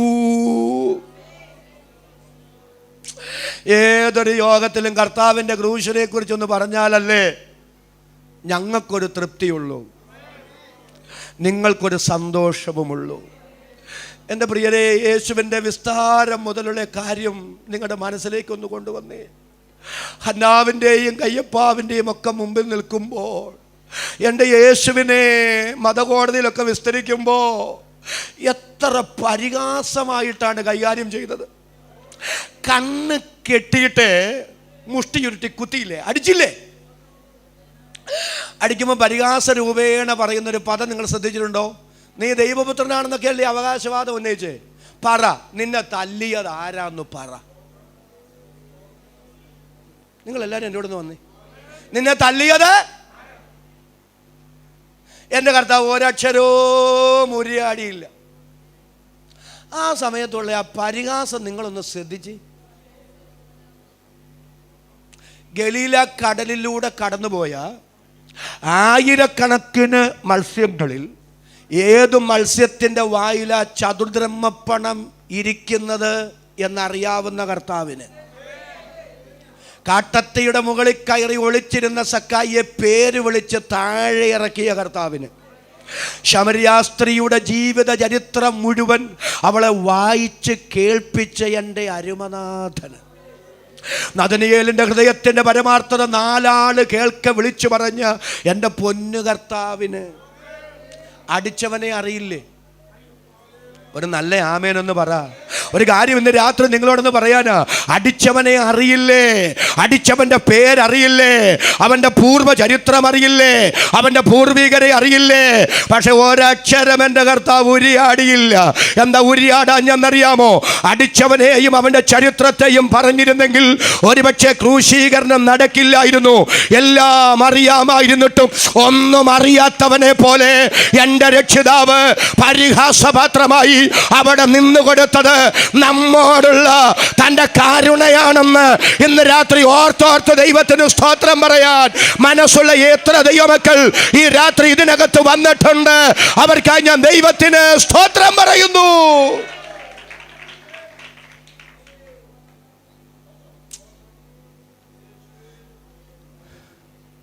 സാറാഫുകൾ 2 കൊണ്ട് എന്തോ സ്തോത്രം ചെയ്ത് പറഞ്ഞ്.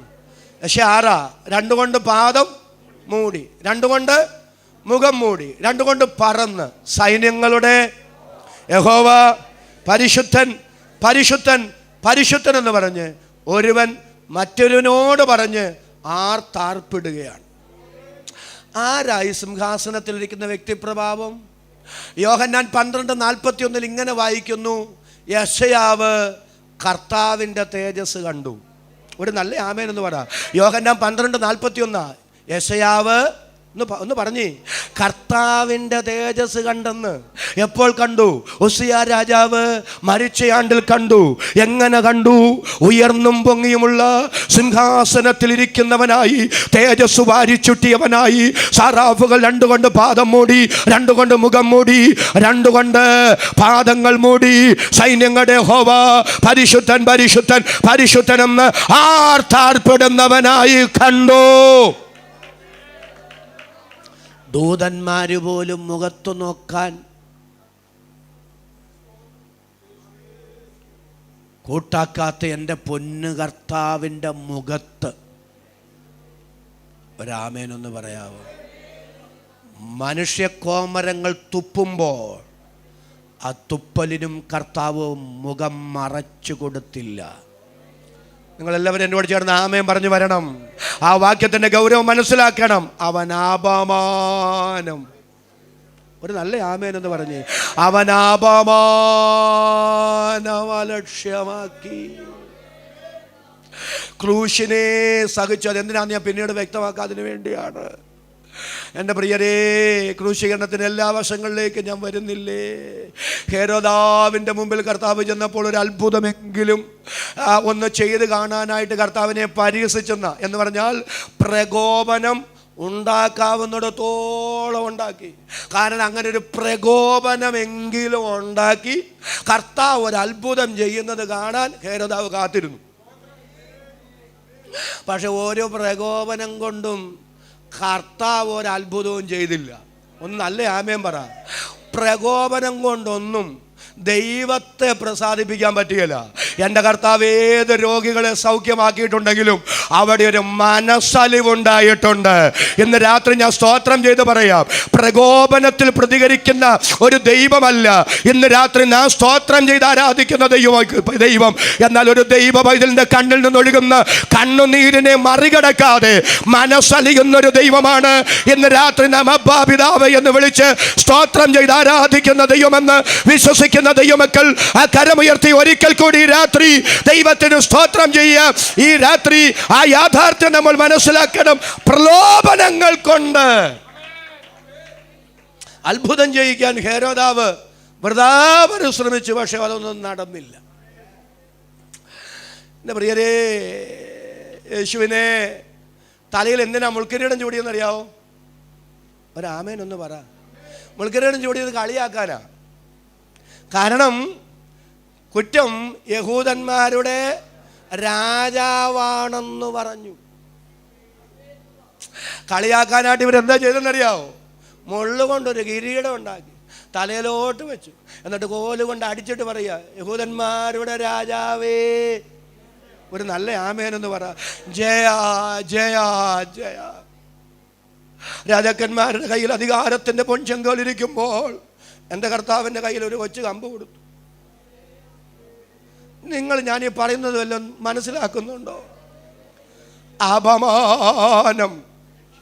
ഒരു നല്ല ആമേനെന്ന് പറഞ്ഞ്, അപമാനം അലക്ഷ്യമാക്കി ക്രൂശിലേക്ക് ഇന്ന് രാത്രി നിങ്ങളൊന്ന് നോക്കാമോ? എൻ്റെ രക്ഷിതാവ് രക്തം വാർന്നൊഴുകപ്പെട്ടവനായി ക്രൂശിൽ കിടക്കുമ്പോൾ ക്രൂശിന് ചുവട്ടിൽ വഴി പോകുന്നവരുമായ മനുഷ്യക്രിമികൾ യേശുവിൻ്റെ ആത്മാഭിമാനത്തിന് നേരെ വിരൽത്തുമ്പുകൾ ചൂണ്ടിക്കൊണ്ട് പറയുന്നു, നീ ദൈവപുത്രനാണെങ്കിൽ ക്രൂശിൽ നിന്നിറങ്ങി വാ, ഞങ്ങൾ നിന്നെ വിശ്വസിക്കാം.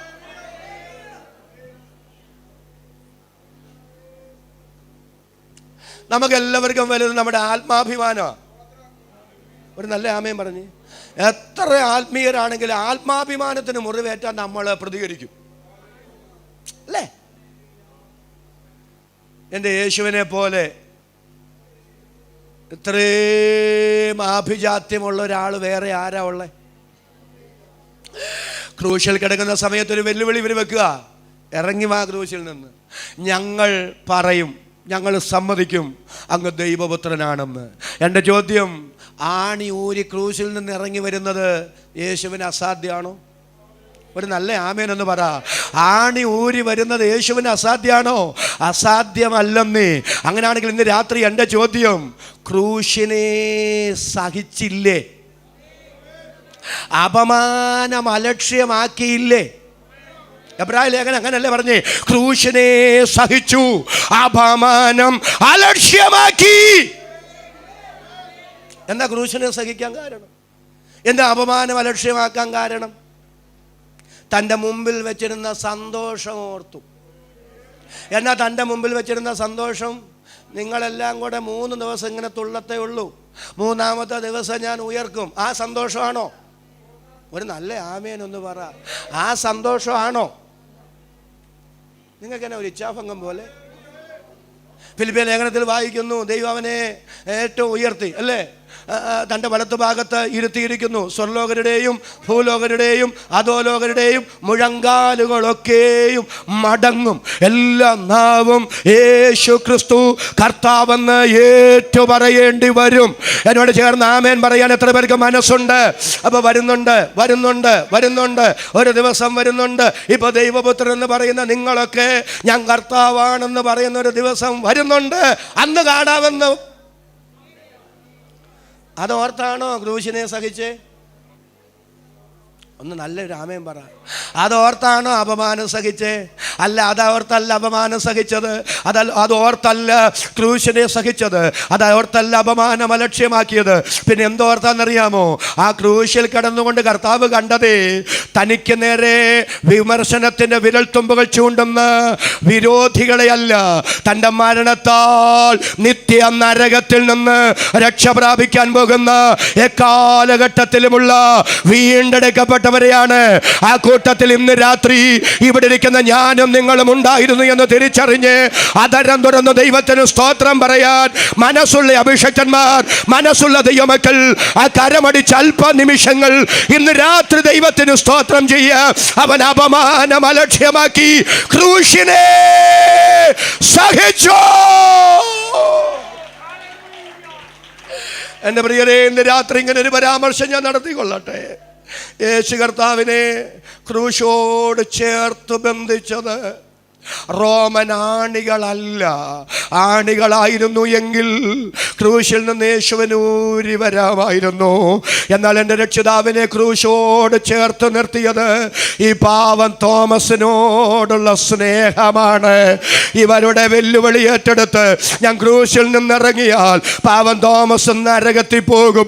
അവൻ നരകത്തിൽ പോകാതിരിക്കാൻ, അവനെ നരകത്തിൽ നിന്ന് രക്ഷിക്കാൻ ഈ ക്രൂശിൻ്റെ അതിവേദന സഹിക്കുന്നത് എനിക്ക് ഇഷ്ടമാണ്. ഈ അപമാനം അലക്ഷ്യമായി കാണുന്നത് എനിക്ക് ഇഷ്ടമാണ്. എന്താണ് അതിൻ്റെ കാരണം? എന്നോടുള്ള സ്നേഹമാണെങ്കിൽ, നിങ്ങളോടുള്ള സ്നേഹമാണെങ്കിൽ, സ്നേഹപ്രയത്നത്തിൻ്റെ ഉന്നത മാതൃക നമ്മുടെ വാഴ്ത്തപ്പെട്ട കർത്താവാണെങ്കിൽ ആ യേശുവിന് ആരാധന എന്ന് പറയാനല്ലേ ഇന്ന് രാത്രി കൃപ ലഭിച്ച വിശ്വാസി ഞാനും നിങ്ങളും ഈ ഹോളിനകത്ത് വന്നിരിക്കുന്നത്. എങ്ങനെ ആധരം പൊട്ടിയിരിക്കാൻ കഴിയും? ആധരങ്ങൾ തുറന്ന് ആ കരമടിച്ച് ശക്തിയോടെ ഈ രാത്രി അല്പനിമിഷം ദൈവത്തിന് സ്തോത്രം ചെയ്യുക. വിശ്വസിക്കുന്നവർക്ക് വേണ്ടി വ്യാപരിക്കുന്ന ദൈവശക്തി ഇന്ന് രാത്രി ഇതിനകത്ത് വ്യാപരിക്കട്ടെ.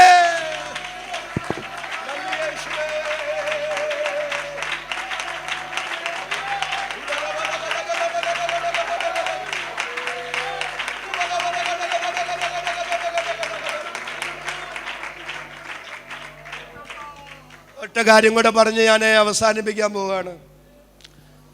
PC ചെറിയാൻ പാസ്റ്ററിനോട് 8:15 യോഗ അവസാനിക്കും എന്ന് പറഞ്ഞിരുന്നു. അപ്പോൾ എനിക്ക് ആരോഗ്യത്തിന് ഒരു ആശ്വാസമാവും. ഏകദേശം 1.5 മണിക്കൂറുള്ള പ്രസംഗം മതി. ഒരാമേനൊന്ന് പറ. ഒത്തിരി കേൾക്കുന്നതിലല്ല, കേൾക്കുന്നത് അങ്ങോട്ട് ഉൾക്കൊള്ളുന്നതിലാണ് കാര്യമുള്ളത്. എന്നോട് ചേർന്നൊരു നല്ല ആമേൻ പറയാൻ എത്ര പേർക്ക് മനസ്സുണ്ട്? കരമുയർത്തി ഒരിക്കൽ കൂടെ നല്ല ആമേൻ പറയാം. ഒരു ചെറിയ പ്രബോധനം കൂടെ പറഞ്ഞിട്ടേ ഞാൻ അവസാനിപ്പിക്കുള്ളൂ. അത് പറയാനാ വരുന്നു. സ്നേഹപ്രയത്നം. കർത്താവ് തൻ്റെ നേട്ടത്തിന് വേണ്ടി ഒന്നുമല്ല ക്രൂശിനെ സഹിച്ച് അപമാനം അലക്ഷ്യമാക്കിയത്. നമ്മെ സ്നേഹിച്ചതുകൊണ്ടാണ്. നമ്മെ രക്ഷിക്കുന്നതോർത്താണ്. കർത്താവ് തൻ്റെ മരണത്താൽ മനുഷ്യവർഗത്തിൻ്റെ രക്ഷ എന്ന സന്തോഷം ഓർത്താണ് കർത്താവ് അപമാനം അലക്ഷ്യമാക്കിയത്, ക്രൂശിനെ സഹിച്ചത്. പൗലോസ് പറയാണ്, അവരെല്ലാവരെക്കാൾ ഞാൻ അത്യന്തം അധ്വാനിച്ചിരിക്കുകയാണ്. അതാരെയും തോൽപ്പിക്കാനല്ല, ഞാൻ മിടുക്കനാണെന്ന് വരുത്തി തീർക്കാനല്ല, എൻ്റെ കർത്താവിനോടുള്ള സ്നേഹം കൊണ്ടാണ്. ഇന്ന് രാത്രി ദൈവമക്കളോട് ഞാൻ ചോദിക്കുന്നു, നമ്മെ കർത്താവിനെ സേവിക്കാൻ പ്രേരിപ്പിക്കുന്നത് എന്താണ്? കർത്താവിൻ്റെ വേല ചെയ്യാൻ നമ്മെ പ്രേരിപ്പിക്കുന്നത് എന്താണ്? KJ തോമസ് എന്ന എന്നെ ഇന്ന് രാത്രി ഇവിടെ പ്രസംഗിക്കാൻ പ്രേരിപ്പിക്കുന്നത് എന്താണ്? അത് കർത്താവിനോടുള്ള സ്നേഹമല്ലെങ്കിൽ മറ്റൊരു ദുരുദ്ദേശം അതിന്റെ പിറകിലുണ്ടെങ്കിൽ ദൈവപ്രസാദം അതിന്റെ പിൻപിലില്ല. എത്ര പേർക്ക് എന്നോട് ചേർന്ന് ആമേൻ പറയാൻ ഈ രാത്രി മനസ്സുണ്ട്? മറക്കരുത് സ്നേഹപ്രയത്നം. ഫിലിപ്പി ലേഖനത്തിലേക്ക് നമുക്കൊന്ന് വരാം. എന്നിട്ട് ഒരു ചിന്ത ഫിലിപ്പ് ലേഖനം 1-ാം അധ്യായം അതിൻ്റെ 14 മുതൽ 18 വരെ ഒന്ന് വായിച്ചു നമുക്ക് നിർത്താം. ഫിലിപ്പ് ലേഖനം 1-ാം അധ്യായം 14 മുതൽ 18 വരെ.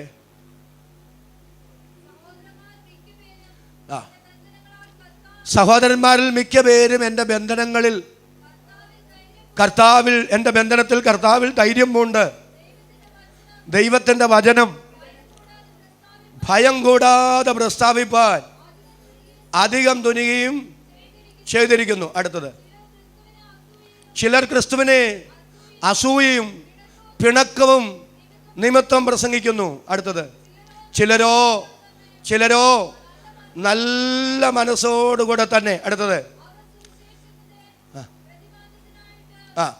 അവർ സുവിശേഷത്തിൻ്റെ പ്രതിവാദത്തിനായിട്ട് ഞാൻ ഇവിടെ കിടക്കുന്നു എന്നറിഞ്ഞിട്ട് അത് സ്നേഹത്താൽ ചെയ്യുന്നു. അടുത്തതോ, മറ്റവരോ എൻ്റെ ബന്ധനങ്ങളിൽ എനിക്ക് ക്ലേശം വരുത്തുവാൻ ഭാവിച്ചുകൊണ്ട് നിർമ്മലതയോടെയല്ല ഷാഢ്യത്താൽ അത്രേ. കര ഉയർത്തൊരു നല്ല ആമേനെന്ന് പറ. ഇത് പറയാതെ പോയാൽ പ്രസംഗം ശരിയാകില്ല. അതുകൊണ്ടാണ് ഫിലിപ്പിയർക്ക് പൗലോസ് ലേഖനം എഴുതുമ്പോൾ പൗലോസ് പറയുകയാണ്, ഒരു പദം പറഞ്ഞുകൊണ്ട് ആരംഭിക്കുന്നത്, സഹോദരന്മാരെ, എനിക്ക് ഭവിച്ചത് സുവിശേഷത്തിൻ്റെ വ്യാപ്തിക്ക് കാരണമായി. അത് പറഞ്ഞിട്ടാണ് വരുന്നത്. ഈ പൗലോസ് റോമിൽ വീട്ടുതടങ്കലിൽ കിടക്കുമ്പോൾ, കാരാഗൃഹത്തിലായിരിക്കുമ്പോൾ, കാരാഗൃഹത്തിൽ കിടന്നുകൊണ്ട് എഴുതിയ ലേഖനമാണ്. നല്ല പറഞ്ഞ് ആമേൻ പറഞ്ഞ് ഫിലിപ്പ് ലേഖനം. കാരാഗൃഹ ലേഖനങ്ങളിൽപ്പെട്ട ലേഖനമാണ് ഫിലിപ്പ് ലേഖനം.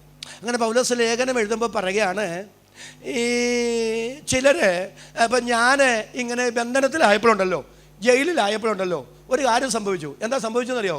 സഹോദരന്മാരിൽ,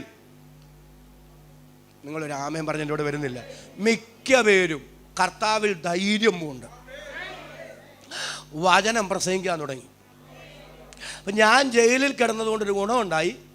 ഇതുവരെ സുവിശേഷ പ്രവർത്തനത്തിൽ അത്ര ഉത്സാഹികളല്ലാതിരുന്നവർ പോലും ഇപ്പം സുവിശേഷം പറയാൻ ആവേശത്തോടെ പുറത്തു വരികയാണ്. ഇപ്പം പൗലോസ് തൃപ്തനായത് കുറച്ച് പേര് കർത്താവിനെ സാക്ഷീകരിക്കാൻ സമർപ്പണത്തോടെ പുറത്തു വന്നപ്പോഴാണ്. ഇന്ന് രാത്രി ഞാൻ സ്തോത്രം ചെയ്ത് പറയാം, ദൈവം തരുന്ന നന്മകളെല്ലാം മേടിച്ച് സ്തോത്രം പറഞ്ഞ് വീടിനകത്തിരിക്കരുത്. ജീവൻ തന്ന കർത്താവിനെ മറ്റുള്ളവർക്ക് പരിചയപ്പെടുത്താനുള്ള ഉത്തരവാദിത്വം നമുക്ക് ദൈവം തന്നിട്ടുണ്ടെന്ന് തിരിച്ചറിഞ്ഞ് ഇന്ന് രാത്രി കർത്താവിൻ്റെ വേലയിൽ എനിക്കൊരു ഭാഗവാക്കാകാൻ കൃപ തരണമെന്ന് ഉത്സാഹത്തിൽ മടിപ്പില്ലാതെ ആത്മാവിൽ എരിവുള്ളവരായി എൻ്റെ ദൈവത്തെ സേവിക്കാൻ എനിക്ക് അവസരം തരണമെന്ന് ദൈവത്തോട് സ്തോത്രം ചെയ്ത് പ്രാർത്ഥിക്കുന്ന എത്ര പേര് ഈ രാത്രി ഇതിനകത്ത് വന്നിട്ടുണ്ട്? അവർക്കായി ഞാൻ ദൈവത്തെ സ്തുതിക്കുന്നു. അപ്പൊ ഈ പുറത്ത് വന്നവരുടെ കാര്യം പറയാം. ആര്? ഞാൻ ഈ ബന്ധനത്തിലാണെന്ന് അറിഞ്ഞപ്പം കുറച്ച് പേര് ആവേശത്തോടെ സുവിശേഷം പ്രസംഗിക്കാൻ ഇറങ്ങി വന്നു. എന്നിട്ട് പറയുകയാണേ, അവരിലെ ഞാൻ ഈ ജയിലിൽ കിടക്കുന്നെന്ന് അറിഞ്ഞുകൊണ്ട് ചിലര് നല്ല മനസ്സോടെ കർത്താവിനെ പ്രസംഗിക്കുകയാണ്. അത് ഞാൻ പിന്നീട് വരാം. പക്ഷെ ചിലരുണ്ടല്ലോ, അസൂയയും, എങ്ങനെ വെച്ച് വായിച്ചേ, അസൂയയും അസൂയയും പിണക്കവും നിമിത്തം ഷാഢ്യത്തോടെ, നിങ്ങളെല്ലാവരും ശ്രദ്ധിച്ചു വരുന്നില്ല, ഷാഢ്യത്തോടെ ആരെ പ്രസംഗിക്കുന്നു? നിങ്ങൾ ശ്രദ്ധിച്ചേ, ആരോടാ അസൂയ? പൗലോസ് പറയാണ്, അസൂയയും പിണക്കവും നിമിത്തം ഷാഢ്യത്തോടെ. എൻ്റെ ചോദ്യം, ആരോടാ അസൂയ, ആരോടാ പിണക്കം? കർത്താവിനോട് ആർക്കെങ്കിലും അസൂയ ഉണ്ടോ? കർത്താവിനോട് ആർക്കെങ്കിലും പിണക്കമുണ്ടോ? ഇല്ല. അങ്ങനെയാണെങ്കിൽ അസൂയയും പിണക്കവും നിമിത്തം പ്രസംഗിക്കുന്ന പറഞ്ഞ അർത്ഥം എന്നാ മനസ്സിലാക്കി തരാം. ജയിലിൽ കിടക്കുന്ന പൗലോസിനോടുള്ള അസൂയ, ജയിലിൽ കിടക്കുന്ന പൗലോസിനോടുള്ള പിണക്കം. ഇവർ സുവിശേഷം പ്രസംഗിക്കുന്നത് മനുഷ്യാത്മാക്കൾ നരകത്തിൽ നിന്ന് രക്ഷപ്പെടാനല്ല, യേശുവിനോടുള്ള സ്നേഹം കൊണ്ടല്ല, പൗലോസിനോടൊരു കുത്താണ്. പൗലോസേ, താങ്കളുടെ വിചാരം എന്നാ? ഇങ്ങേരില്ലെങ്കിൽ ഒന്നും നടക്കുകയില്ലെന്നോ? ഒന്ന് സ്വോത്രം പറ. ഇപ്പം കുറച്ച് നാളായിട്ട് ജയിലിലല്ലേ? ഇങ്ങേരെ പ്രസംഗിക്കാനില്ലേലുവേ ഒരു കുഴപ്പമില്ല. ഞങ്ങളിങ്ങനെ പ്രസംഗിച്ചുകൊണ്ടേ നടക്കുകയാണ്. എന്തിനാ പ്രസംഗിച്ചുകൊണ്ട് നടക്കുന്നേ? നരകം കൊള്ളയാനല്ല, മനുഷ്യാത്മാക്കളെ രക്ഷിക്കാനല്ല, ദൈവത്തെ പ്രസാദിപ്പിക്കാനല്ല. ദൈവത്തിന് സ്തോത്രം. ദൈവസ്നേഹം കൊണ്ടല്ല.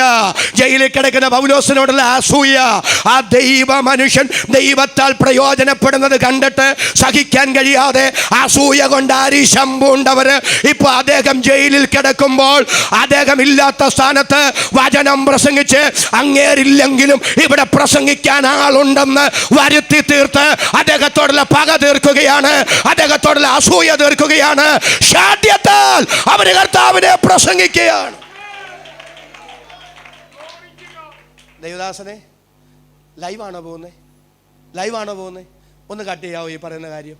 ഇത് മാത്രം ഒന്ന് കട്ട് ചെയ്യാവോ? ഞാനിപ്പോൾ പറയാൻ പോകുന്ന കാര്യം, എന്നിട്ട് വിടുമ്പോൾ ഇതുകൂടെ ഒന്ന് കട്ട് ചെയ്തേക്കണം. എത്ര പേർക്ക് മനസ്സുണ്ട് ഇതാരെയും ആരെയും തോപ്പിക്കാനല്ല, നമ്മൾ വലിയവരാണെന്ന് വരുത്തി തീർക്കാനല്ല, യേശുവിന്റെ നാമത്തിന്റെ മഹത്വമാണ്. എന്നോട് ചേർന്ന് ചങ്കൂറ്റത്തോടെ ആമേൻ പറയാൻ മനസ്സുള്ളവരുടെ കരം മാത്രം ഞാൻ ഒന്നുകൂടെ കാണട്ടെ. കരമുയർത്തി ദൈവത്തെ സ്തുതിക്കാം. ഞാൻ നിർത്തുകയാണ്. ചിലരോ നല്ല മനസ്സോടെ ഞാൻ ഈ ജയിലിൽ കിടക്കുന്നു എന്നറിഞ്ഞിട്ട് നല്ല മനസ്സോടെ അവരത് ചെയ്യുകയാണ്. എന്താ അർത്ഥം എന്നറിയാവോ? കേട്ടോ, അതോട് പറഞ്ഞിട്ട് അവസാനിപ്പിക്കുക. ഇവർക്കറിയാം പൗലോസ് ജയിലിൽ കിടക്കുമ്പോൾ സ്വസ്ഥനല്ല. കാരണം ജയിൽ കിട്ടിയത് കൊണ്ടല്ല, പൗലോസിന് അടങ്ങിയിരിക്കാൻ പറ്റുകയില്ല. കാരണം ഈ ഫിലിപ്പോസിൻ്റെ പെമ്പക്കളും അഗബോസ് എന്ന പ്രവാചകനും എല്ലാം കൂടെ പറഞ്ഞില്ലേ, യെരുശലേമിലേക്കൊന്നും പോകല്ലേ, അവിടെ നിന്ന് കർത്താവിനെ കുറിച്ച് പ്രസംഗിച്ചേക്കല്ലേ. നല്ല ആമയും പറ. ഒത്തിരി ഇവിടുത്തെ കെട്ടിയിട്ട് പറഞ്ഞില്ലേ, ഇതിൻ്റെ ഉടമസ്ഥനെ ഇങ്ങനെ കെട്ടുമെന്നൊക്കെ പറഞ്ഞില്ലേ. പക്ഷെ പൗലോസ് അവിടെ പറയുന്നൊരു കാര്യമുണ്ട്, ഞാൻ എൻ്റെ പ്രാണനെ, ഒരു നല്ല ആമയും പറഞ്ഞ്, ഞാൻ എൻ്റെ പ്രാണനെ വിലയേറിയതായി എണ്ണുന്നില്ല. യെരുശലേമിൽ സുവിശേഷ നിമിത്തം മരിക്കേണ്ടി വന്നാലും ഞാൻ അതിനും തയ്യാറാണ്. എന്നോട് ചേർന്ന് നല്ലൊരു ആമേൻ പറയാൻ ഇന്ന് രാത്രി മനസ്സുള്ള എത്ര പേരുണ്ട്? അവർക്കായി ഞാൻ ദൈവത്തെ സ്തുതിക്കുന്നു. സുവിശേഷം പ്രസംഗിക്കാതിരിക്കാൻ പൗലോസിന് പറ്റില്ല.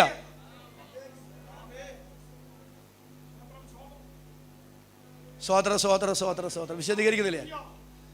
അപ്പം ഈ ദൈവമനുഷ്യൻ സുവിശേഷം പറയാൻ വ്യഗ്രതയുള്ള ആളാണെന്ന് ജനത്തിനറിയാം.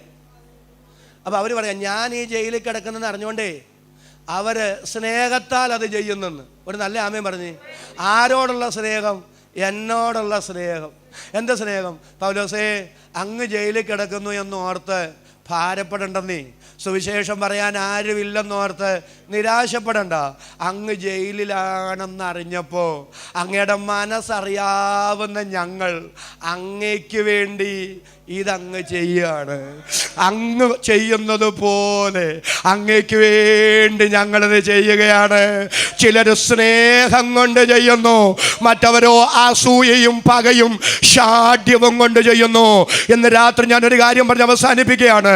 തെസ്സലോനിക്ക സഭയെ ഓർത്ത് പൗലോസും സഹപ്രവർത്തകരും സ്തോത്രം ചെയ്യാനുള്ള കാരണം സ്നേഹപ്രയത്നമാണ്. കർത്താവേ, അവരെന്തെങ്കിലും ചെയ്തെന്ന് വരുത്തി തീർക്കുകയല്ല, മനുഷ്യരെ പ്രസാദിപ്പിക്കുകയല്ല, ഹൃദയങ്ങളെയും അന്തരിന്ദ്രിയങ്ങളെയും ശോധന ചെയ്യുന്ന ദൈവത്തിന്റെ തിരുമുമ്പിൽ അവർ ദൈവത്തെ സ്നേഹിച്ച് അവർ കർത്താവിന് വേണ്ടി പ്രവർത്തിക്കുന്നവരാണ്. എന്നോട് ചേർന്ന വാക്കിന് ആമേൻ പറയാൻ ഇന്ന് രാത്രി എത്ര പേർക്ക് മനസ്സുണ്ട്? ഞാൻ ഒരു വാക്ക് നിങ്ങൾക്ക് വേണ്ടി പ്രാർത്ഥിക്കാൻ പോകുകയാണ്. പ്രിയരെ, ഒരിക്കൽ ഈ മണ്ണിനോട് നമ്മൾ വിട പറയും. ഒരാമേൻ എന്ന് പറയാമോ? ഒരിക്കൽ ഈ മണ്ണിനോട് നമ്മൾ വിട പറയും. നമ്മുടെ കർത്താവിൻ്റെ ന്യായാസനത്തിൻ്റെ മുൻപാകെ ഒരു ദിവസം നാം നിൽക്കേണ്ടി വരും. അന്ന് നമ്മൾ ചെയ്ത പ്രവൃത്തികളെല്ലാം ശോധന ചെയ്യപ്പെടും. ഒരാമേൻ എന്ന് പറയാമോ? നമ്മൾ ചെയ്തതെല്ലാം ശോധന ചെയ്യപ്പെടും. നമ്മൾ ചെയ്തതിനൊന്നുമല്ല അവിടെ പ്രതിഫലമുള്ളത്. ചെയ്യാൻ നമ്മെ പ്രേരിപ്പിച്ച പ്രേരക ശക്തിക്കാണ് അവിടെ പ്രതിഫലമുള്ളത്. അങ്ങനെയാണെങ്കിൽ ഇന്ന് രാത്രി കർത്താവിനോട് എത്ര പേര് പറയും, യേശുവേ എന്തെങ്കിലുമൊക്കെ ചെയ്തു എന്ന് വരുത്തി തീർക്കുകയല്ല, ചെയ്യുന്നതെല്ലാം കർത്താവിനെന്ന വണ്ണം ചെയ്യാൻ, ഹൃദയങ്ങളെയും അന്തരിന്ദ്രങ്ങളെയും ശോധന ചെയ്യുന്ന എൻ്റെ ദൈവത്തെ പ്രസാദിപ്പിക്കാൻ എനിക്ക് കൃപ തരണമെന്ന് ആത്മാർത്ഥമായി സ്തോത്രം ചെയ്ത് സമർപ്പിക്കാൻ മനസ്സുള്ള ദൈവമക്കൾ ദൈവസന്നിധിയിൽ ഒന്ന് എഴുന്നേറ്റ് നിൽക്കുക. Hallelujah, hallelujah, hallelujah, hallelujah, hallelujah. ഒരു വാക്കിന്ന് രാത്രി നമുക്ക് സ്തോത്രം ചെയ്ത് ദൈവത്തോട് പ്രാർത്ഥിച്ചുകൂടെ? സ്നേഹപ്രയത്നം. ക്രിസ്തുവിൻ്റെ സ്നേഹം ഞങ്ങളെ നിർബന്ധിക്കുന്നു. ദൈവസ്നേഹത്താൽ നിറയപ്പെട്ടൊരു ക്രിസ്തീയ ജീവിതം നയിക്കാൻ ദൈവമേ എനിക്ക് കൃപ തരണമേ. എത്ര പേര് സ്തോത്രം ചെയ്ത് പ്രാർത്ഥിക്കും? അന്തർഭാഗത്തിലെ സത്യമല്ലോ അങ്ങിച്ഛിക്കുന്നത്, അന്തരംഗത്തിൽ എന്നെ ഞാൻ അനുഗ്രഹിപ്പിക്കണമേ. നിഷ്കളങ്കതയോടും ഹൃദയപരമാർത്ഥതയോടും അങ്ങേ സേവിക്കാൻ എനിക്ക് കൃപ തരണമേ. അങ്ങനെ ആഗ്രഹിക്കുന്നവർ അവരുടെ കരങ്ങൾ മുകളിലേക്കൊന്ന് ഉയർത്തിപ്പിടിക്കുക. നമുക്കൊരുമിച്ച് ദൈവത്തോട് സ്തോത്രം ചെയ്ത് പ്രാർത്ഥിക്കാം. ഞങ്ങളുടെ പ്രിയ പിതാവേ, അനുഗ്രഹീതമായ നല്ല രാത്രിക്കായി ഞങ്ങൾ അങ്ങേ സ്തുതിക്കുന്നു. തെസ്സലോനിക്ക സഭ അവരുടെ വിശ്വാസത്തിൻ്റെ വേല, അവരുടെ സ്നേഹപ്രയത്നം, പ്രത്യാശയുടെ സ്ഥിരത, അതെല്ലാം ഓർത്ത് പൗലോസും സഹപ്രവർത്തകരും എപ്പോഴും അവരെ ഓർത്ത് ദൈവത്തിന് സ്തോത്രം ചെയ്തതുപോലെ ഈ രാത്രി ഞങ്ങൾ കരമുയർത്തിപ്പിടിച്ച് പ്രാർത്ഥിക്കുന്ന ദൈവമേ, ഞങ്ങൾ പലതും ചെയ്തിട്ടുണ്ട്. പക്ഷേ ഹൃദയങ്ങളെ ശോധന ചെയ്യുന്ന ദൈവത്തിൻ്റെ മുൻപാകെ 100% അത് നിഷ്കളങ്കമായിരുന്നു എന്ന് പറയാൻ കഴിയില്ല. ഇന്ന് രാത്രി എന്നോട് ക്ഷമിക്കണമേ, അങ്ങയുടെ ജനത്തോട് ക്ഷമിക്കണമേ. എൻ്റെ കർത്താവിൻ്റെ അടുക്കൽ ഞങ്ങൾ ഒരു ദിവസം നിൽക്കേണ്ടതാണ്. അങ്ങ് ഞങ്ങളോട് കാര്യം തീർക്കുന്ന നാളിൽ ഞങ്ങളുടെ കരം ബലപ്പെട്ടിരിക്കേണ്ടുന്നതിന് ഞങ്ങൾ ചെയ്യുന്നതെല്ലാം സ്നേഹത്തിൽ ചെയ്യാൻ, കർത്താവിനെന്ന വണ്ണം ചെയ്യാൻ ഈ രാത്രിയിലെ ശുശ്രൂഷയാൽ ഞങ്ങൾക്ക് കൃപ തരണമേ. ഈ സന്ദേശം ഞങ്ങൾക്ക് ഒരു വലിയ മാറ്റത്തിന്, ഒരു വലിയ സമർപ്പണത്തിന് കാരണീയമാക്കി മാറ്റണം. അങ്ങയുടെ വിലപ്പെട്ട ദാസൻ പി സി ചെറിയാൻ പാസ്റ്ററെ, തൻ്റെ കുടുംബത്തെ, മക്കളെ, കുടുംബങ്ങളെ ഓർത്ത് സ്തോത്രം. അവരിലൂടെ ചെയ്യിപ്പിക്കുന്ന അനുഗ്രഹിക്കപ്പെട്ട ശുശ്രൂഷകൾക്കായി നന്ദി. ഈ തലമുറയിൽ അങ്ങയുടെ ദാസനെ പ്രയോജനപ്പെടുത്താൻ അങ്ങേക്ക് തിരുമനസ്സായതിനാൽ ഹൃദയപൂർവ്വം അടിയൻ അങ്ങേക്ക് സ്തോത്രം ചെയ്യുന്നു. അതിശക്തമായി അങ്ങയുടെ ദാസനെ ഉപയോഗിക്കണമേ. സണ്ണി ഫിലിപ്പ് പാസ്റ്ററെ അനുഗ്രഹിക്കണമേ. ഇവിടെയുള്ള ദൈവമക്കളെ അനുഗ്രഹിക്കണമേ. ഈ ദൈവസഭയെ അനുഗ്രഹിക്കണമേ. ജിജി ഫിലിപ്പ് പാസ്റ്ററെ അനുഗ്രഹിക്കണമേ. പിതൃപുത്ര പരിശുദ്ധാത്മാവ് ത്രിയേക ദൈവത്തിന്റെ നാമത്തിൽ അങ്ങയുടെ അഭിഷക്തന്മാരെ, അങ്ങയുടെ ജനത്തെ ഞാൻ അനുഗ്രഹിച്ചു പ്രാർത്ഥിക്കുന്നു. അത്യുന്നത ദൈവത്താൽ അവർ അനുഗ്രഹിക്കപ്പെടട്ടെ. പ്രാർത്ഥന കേട്ടതുകൊണ്ട് സ്തോത്രം. യേശു ക്രിസ്തുവിൻ നാമത്തിൽ തന്നെ പിതാവേ. കരവും ശബ്ദം ഉയർത്തി 2 പ്രാവശ്യം ഹല്ലേലൂയ പറയാ. ഈ യോഗത്തിലേക്ക് വിളിച്ച ശുശ്രൂഷിക്കാൻ അവസരം തന്ന ബഹുമാന്യനായ പി സി ചെറിയാൻ പാസ്റ്റർക്ക്, അദ്ദേഹത്തിൻ്റെ കുടുംബത്തിന്, സഭയ്ക്ക് നന്ദി. ദൈവം നിങ്ങളെ അനുഗ്രഹിക്കട്ടെ.